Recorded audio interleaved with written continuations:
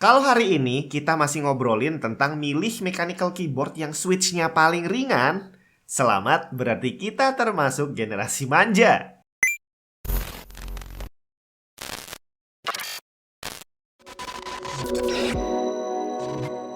Casing PC yang menjawab semua kebutuhan kita. MSI MAG Vampiric 300 Series. Hinge tempered glass-nya akan membuat proses bongkar pasang PC jadi semakin gampang. Bodinya boleh compact, tapi dia muat radiator 360 mm di bagian depan dan atas. Dan ada tambahan satu fitur sederhana tapi krusial. Built-in GPU support bracket untuk mencegah sagging pada GPU kamu.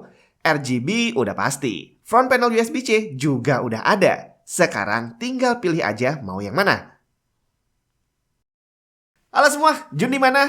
Selamat datang di generasi manja. Gak yang udah tua, gak yang masih muda. Kayaknya sekarang udah bener-bener dimanja sama teknologi. Jadi untuk milih keyboard mechanical aja, sekarang kita udah dikasih banyak banget opsi switch yang masing-masing punya kelebihan dan kekurangan. Dan biasanya kalau kita adalah seorang pengetik gitu ya, yang kerjanya banyakan ngetik, itu kita akan pilih switch yang paling ringan. Dan akhirnya saya langsung ketampol gitu ya, waktu saya ngelihat sebuah device tua yang ada di rumah, yang ternyata zaman dulu waktu saya masih kecil, saya udah bisa ngetik pakai keyboard mechanical yang asli. Jadi untuk force penekanannya udah bukan lagi 40 atau 60 gram, tapi udah mungkin berapa? 1 atau 2 kilogram kali ya. Udah gitu travel distance-nya, kalau sekarang kita cari switch itu cari yang sependek mungkin 3 mili, 4 mili. Nah yang satu itu travel distance-nya mungkin hitungannya senti kali ya. Langsung aja saya kasih tunjuk, ini adalah keyboard mechanical yang asli bre. Buh, ukurannya udah kayak laptop gitu ya. Kita lihat nih. Tada. Nah, ini adalah keyboard mechanical yang asli. Jadi mechanikalnya bukan cuma di switch-nya, tapi benar-benar nyampe ke ini nih monitornya. Wah, ini monitor kita bisa bikin sendiri nanti monitornya. Mantap kan? Ya, ini adalah mbahnya keyboard. Namanya keren banget, typewriter. Tapi orang Indonesia nyebutnya mesin ketik. Siapa yang udah pernah pakai mesin ketik ini? 1, 2, 3. Ah, nggak banyak. Nggak sampai 10. Dan untungnya, saya termasuk salah satu generasi yang pernah mengalami pakai teknologi yang canggih ini. Pengen tahu cara kerjanya? Oke, kita lihat satu-satu fungsinya ya. Jadi secara garis besar sih fungsinya hampir mirip seperti keyboard biasa. Jadi di sini kamu lihat key-nya, huruf dan karakternya emang lebih simpel, lebih sedikit. Tapi ya emang waktu itu kebutuhannya cuma ini doang. Jadi selain huruf dan karakter di sini, ini yang besar ini adalah untuk shift. Jadi kalau kamu ngetik A di sini dia adalah huruf kecil. Kalau pengen huruf gede harus dipencet ini sambil ketik hurufnya. Nah, kalau pengen caps lock itu sambil diginiin, yang kecil ini dipencet nih buat ngelock. Dah, ini berarti dia akan ngetik caps locknya. Hurufnya gede semua. Terus kalau pencet lagi, balik lagi seperti semula. Nah, terus yang asik ini adalah tombol backspace. Tapi di sini backspace-nya tidak akan menghapus huruf yang sudah salah. Jadi kalau kamu mau ngetik A keliru S, terus kamu balikin, ya terlanjur S di situ. Jadi nggak akan bisa dibenerin kecuali di tip X atau dicoret gitu ya. Tapi waktu itu nggak semua guru atau dosen mau nerima coretan atau tip X di hasil ketikannya. Jadi sebisa mungkin waktu itu ngetik ya nggak boleh ada yang salah sedikit pun. Mantap kan? Nah terus di bagian atasnya ini adalah monitornya ceritanya. Jadi nanti kertas ini akan kertas ini akan masuk ke sini nih, akan masuk di sini nih. Nah, di sini ini adalah untuk ngatur inden, jadi berapa jaraknya dari tepi, terus ini jarak kanannya berapa. Terus ini adalah untuk nahan kertasnya, terus ini untuk muter untuk ngatur space antar barisnya itu ya.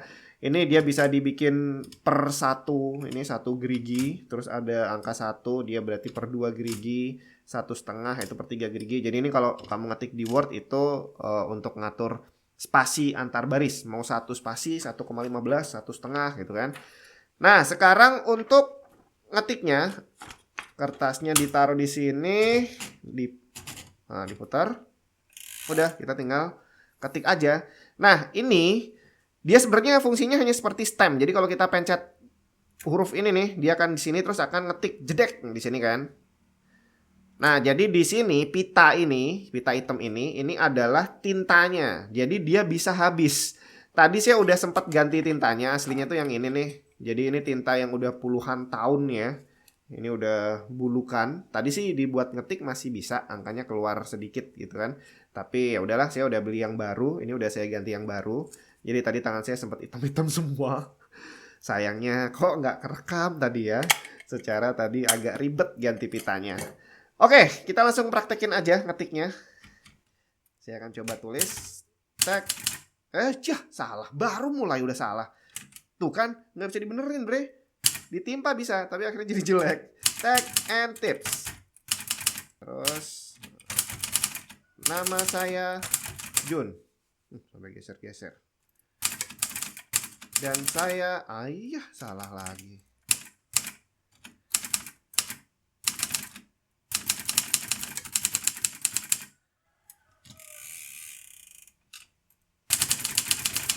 Tuh kan salah lagi. Apa ini? Ya, kurang lebih seperti ini. Hasilnya kayak gini nih. Lumayan lah ya.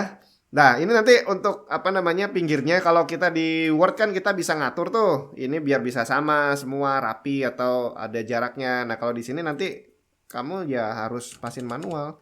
Dan kalau udah terlanjur diputar tadi, terus mau ngepasin lanjutin, nah ini yang agak susah. Ini bisa ini bisa lurus nih. Kan salah lagi.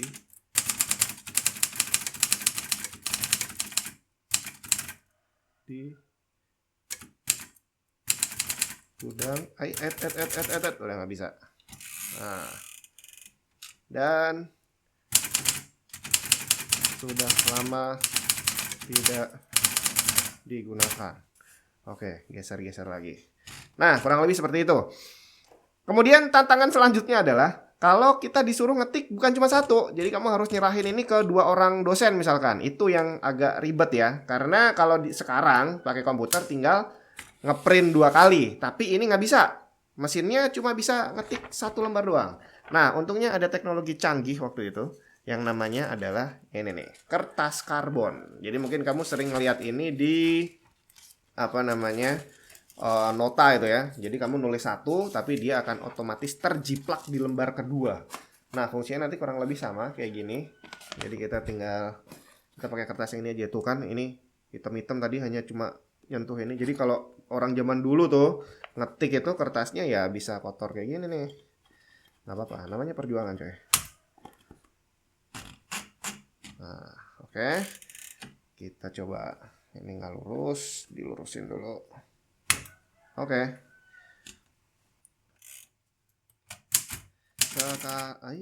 Susahnya.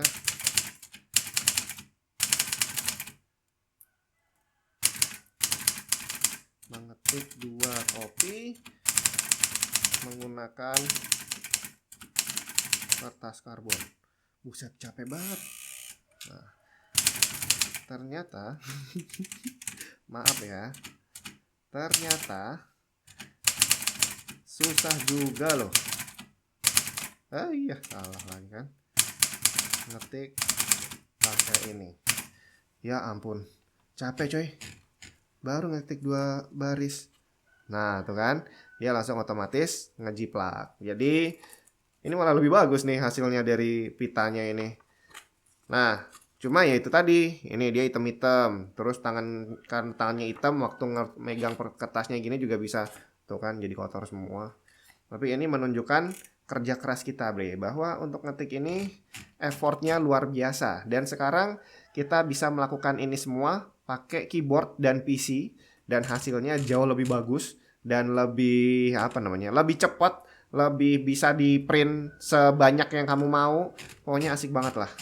Jadi beruntunglah kamu yang pernah ngetik pakai ini ya. Nah, sebelum kita menyudahi. Ini kamu perlu coba pikirin deh. Jadi orang zaman dulu itu kalau bikin artikel gitu ya, terus penulis-penulis yang bikin novel, bikin cerita, bikin apalagi pidato, itu dia harus ngetik ini sampai berlembar-lembar. Dan dulu yang saya lakukan bantuin ibu saya bikin makalah itu bisa sampai 30 lembar, 40 lembar saya ngetik kayak gini nih. Jadi rasanya kan salah mengetik lembar. Luar biasa. Jadi kalau kita bicara effort, ternyata emang orang zaman dulu yang bisa menulis itu adalah orang yang luar biasa. Kalau sekarang kita semua udah dimanja dengan teknologi, sedangkan orang zaman dulu bisa membuat karya yang luar biasa dengan teknologi yang terbatas seperti ini. Jadi betapa kita sudah benar-benar dimanja ya bre. Aduh jadi malu nih. Ya kurang lebih kayak gini nih cara kerja mesin ketik. Kurang lebih kayak gini. Lah. Susah ya. Ya, ini dia tadi. Setelah bernostalgia dengan mesin ketik, saya jadi malu sendiri karena sekarang kalau mau cari keyboard mechanical kok agak rewel. Padahal dulu disuruh ngetik pakai ini aja, nggak pernah ngeluh gitu kan.